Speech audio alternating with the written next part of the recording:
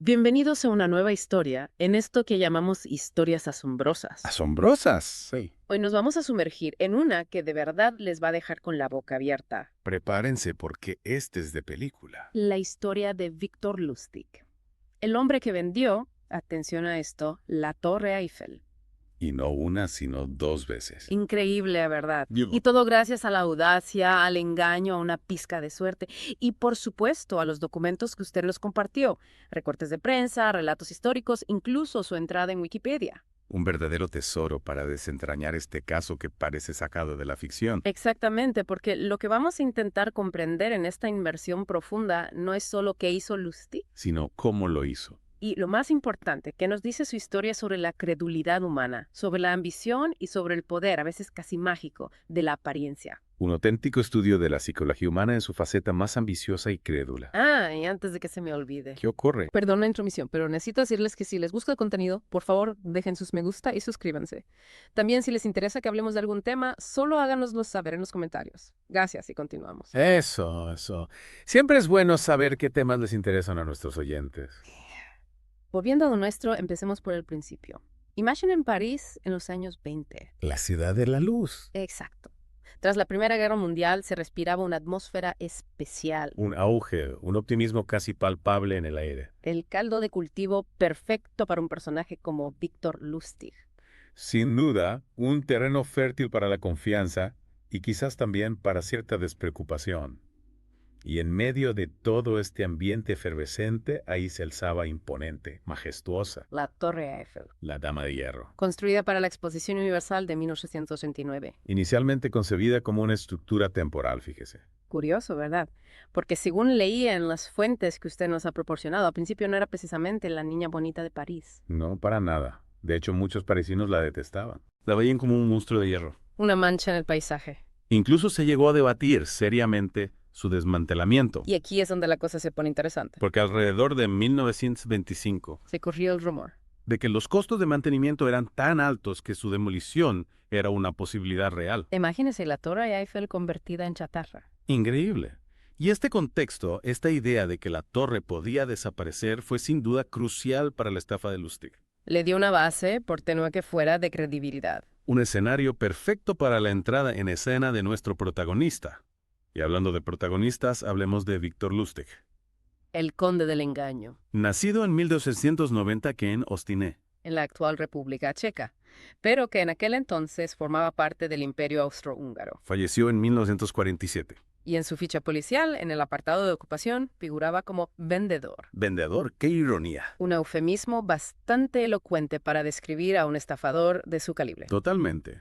Y es que según los testimonios que hemos encontrado, Lustig era un personaje fascinante. Refinado, locuaz. Con un encanto natural que le abría muchas puertas. Dominaba varios idiomas. Inglés, alemán, francés, italiano. Se hacía pasar por un noble europeo. De ahí su apodo, el conde von Lustig. Un maestro del engaño. Y ojo que antes de la Torre Eiffel ya tenía un currículum bastante extensa. No era un novato, precisamente. Sus inicios en el mundo de la estafa se dieron, según sus investigaciones, en los transatlánticos. Es un majestuosos barcos que cruzaban el Atlántico entre Europa y Estados Unidos. Allí se dedicaba a desplumar a los nuevos ricos. En juegos de cartas como el póker o el bridge, Su estrategia era impecable. primero se ganaba su confianza. Cenas lujosas, champán, atenciones de todo tipo. Y luego, cuando menos se lo esperaban, es más, las dejaba sin blanca. Era un verdadero artista del engaño. Un maestro en el arte de generar confianza. Y lo más sorprendente es que siempre se las arreglaba para escabullirse. Se le atribuyen al menos una veintena de identidades falsas a lo largo de su vida. Y se dice que fue arrestado al menos 45 veces. Pero casi siempre lograba salir en libertad. En alguna ocasión incluso fue compensado por las molestias. Tenía una habilidad casi sobrenatural para evadir la justicia. Un auténtico Houdin. Entonces, con ese escenario que hemos descrito, El París de los años 20, los rumores sobre el incierto futuro de la Torre Eiffel, a Lustig se le ocurre la idea del siglo. vender la Torre Eiffel.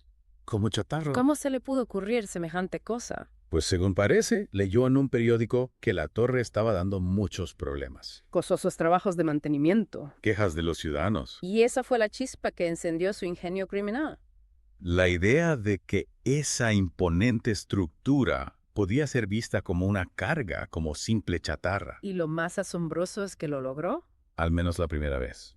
Pero ¿cómo convenció a alguien de que podía comprar la Torre Eiffel? Con una mezcla de audacia, astucia y una buena dosis de falsificación. Falsificación. Empezó por crear documentación oficial falsa del gobierno francés. Del Ministerio de Correos y Telégrafos. Invitaciones secretas, sellos oficiales, membretes. Una auténtica obra de arte. Y con esa documentación en mano, invitó a 6 importantes empresarios del sector del metal, A una reunión secreta en el Hotel de Crillon.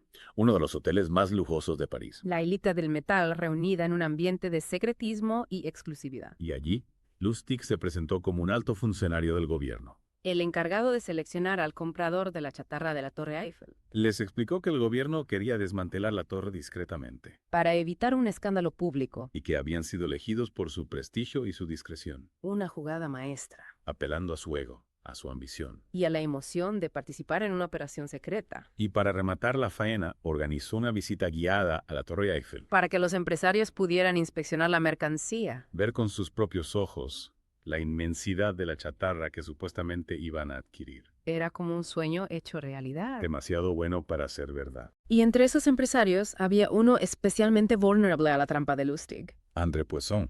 Un empresario relativamente novato en el mundo del metal. Inseguro pero ambicioso. Deseoso de destacar, de hacerse un nombre en el sector. La víctima perfecta. Y Lustig lo supo ver. Se acercó a Poisson en privado y insinuó que podía asegurarse la venta. A cambio de una pequeña compensación. Un soborno en toda regla. Poisson, cegado por la ambición, aceptó. Pagó el soborno y el precio de la supuesta compra de la Torre Eiffel. 650.000 francos de la época. Una fortuna. Y Lustig, con el dinero en el bolsillo, desapareció. Se sumó como por arte de magia. Huyó a Viena sin dejar rastro. Y lo más increíble es que Poisson no denunció el fraude inmediatamente. La vergüenza lo paralizó. Le pudo más el miedo al ridículo que la justicia. Imagínese la humillación. Haber creído que podía comprar la Torre Eiffel. Y haber sido engañado de una manera tan descarada. Prefirió guardar silencio. Y ese silencio le dio a Lustig el tiempo que necesitaba para escapar. Pero la historia no termina ahí. Semanas después, Lustig, envalentonado por el éxito de su primer golpe, regresó a París. Con la intención de repetir la hazaña. Vender la Torre Eiffel por segunda vez. Increíble, ¿verdad? Contactó con otro grupo de empresarios, les contó la misma historia, les mostró la misma documentación falsa. Y estuvo a punto de salirse con la suya de nuevo. Pero esta vez, uno de los empresarios sospechó. ¿Algo? No le cuadraba. Y decidió alertar a la policía. Lustig, con su fino olfato para el peligro, se dio cuenta de que la cosa se ponía fea, Y huyó justo a tiempo. dejando a la policía con la miel en los labios. Pero la venta de la Torre Eiffel no fue su única gran estafa. Ni mucho menos. Lustig era un maestro del engaño con un repertorio amplísimo. Una de sus estafas más conocidas era la de la máquina de dinero. Una máquina de hacer dinero. Eso es lo que hacía creer a sus víctimas. Les mostraba una caja que supuestamente copiaba billetes de $100. En 6 horas. El truco era que él previamente introducía billetes auténticos en la máquina. La vendía por más de $30,000. Al principio la máquina producía los billetes que él había introducido. Pero después solo salía papel en blanco. Para cuando los compradores se daban cuenta del engaño, Lustig ya estaba muy lejos. Disfrutando de su botín. Un genio. Y luego está la historia de cómo timó al Capone. Al mismísimo Al Capone. Uno de los gánsteres más temidos de la época. ¿Cómo lo hizo? Le pidió un préstamo de $50,000. Para una supuesta estafa. Le prometió devolver el doble en 2 meses, Capone, que no se andaba con chiquitas, aceptó. pero le advirtió de las consecuencias si no cumplía su promesa. Y Lustig, en lugar de invertir el dinero en la supuesta estafa, Lo guardó en una caja fuerte. 2 meses después se presentó ante Capone y le devolvió el dinero íntegro. Explicándole que la estafa no había salido bien. Capone, sorprendido por su honestidad. Le dio $5,000 como muestra de agradecimiento. O sea que Lustig estafó a un mafioso sin robarle directamente. Una jugada maestra. Un auténtico artista del engaño. Y aún tenía otra estafa en la manga. La caja rumana. Otra supuesta máquina de hacer dinero. Pero esta tardaba entre 6 y 8 horas en producir las copias. El truco era el mismo. Lustig la cargaba con billetes reales y luego desaparecía con el dinero del comprador. Antes de que éste descubriera que la máquina solo reproducía los billetes iniciales. Un auténtico maestro. Pero como suele ocurrir, la suerte no dura para siempre. En 1965, Lustig fue arrestado en Nueva York. No por vender la Torre Eiffel, Ni por la máquina de dinero, ni por la caja romana. sino por falsificación de billetes Encontraron en su poder $51,000 falsos. y las planchas de impresión. Lo más irónico es que fue delatado por su propia amante. Y una mujer celosa que llamó a la policía. Antes de ser juzgado, intentó escapar de la cárcel. Pero fue recapturado a los pocos días Finalmente fue condenado a 20 años de prisión, y enviado a Alcatraz. la prisión más famosa de Estados Unidos, Allí coincidió con Al Capone. al que había estafado años atrás. El mundo es un pañuelo, Víctor Lustig murió en Alcatraz en 1947. a causa de una neumonía. Tenía 57 años. Y así termina la increíble historia del hombre que vendió la Torre Eiffel. Una historia que nos enseña que la ambición desmedida puede cegarnos. Y que a veces la realidad supera la ficción. ¿Qué les ha parecido esta historia? ¿Conocían ya a Víctor Lustig? Los invitamos a compartir sus opiniones en los comentarios. Y a sugerirnos otros temas que les gustaría que exploráramos. ¿Con futuras inversiones? Hasta la próxima.